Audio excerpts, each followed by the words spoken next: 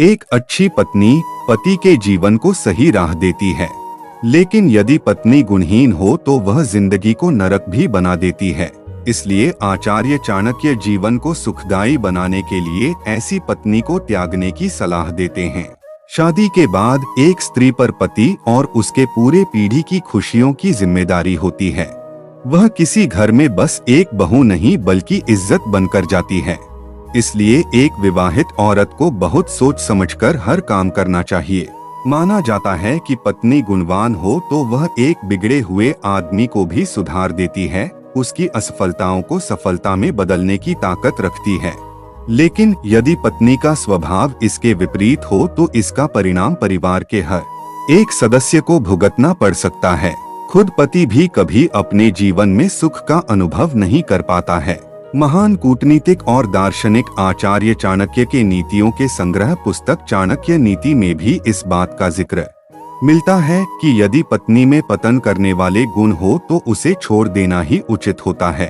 खराब पत्नी की पहचान आप नीचे बताए गए लक्षणों से कर सकते हैं। चाणक्य नीति के अनुसार ऐसी पत्नी के त्याग को सही माना गया है जिसका अपनी वाणी पर वश न हो और जो बहुत कठोर शब्दों का प्रयोग करे, क्योंकि ऐसे लोग कुछ भी बोल देते हैं जिससे बहुत बड़ी हानि हो सकती है।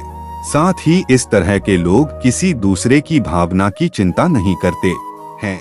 गुस्सा आना इंसान की प्रकृति है, लेकिन जब कोई इससे ग्रसित होता है तो वह अपने आसपास के लोगों के जीवन को भी कष्टदायक बना देता है। इसलिए आचार्य चाणक्य कहते हैं कि जिस पत्नी का स्वभाव गुस्सैल होता है उसे अपने और अपने परिवार की खुशियों के लिए छोड़ने में ही भलाई है।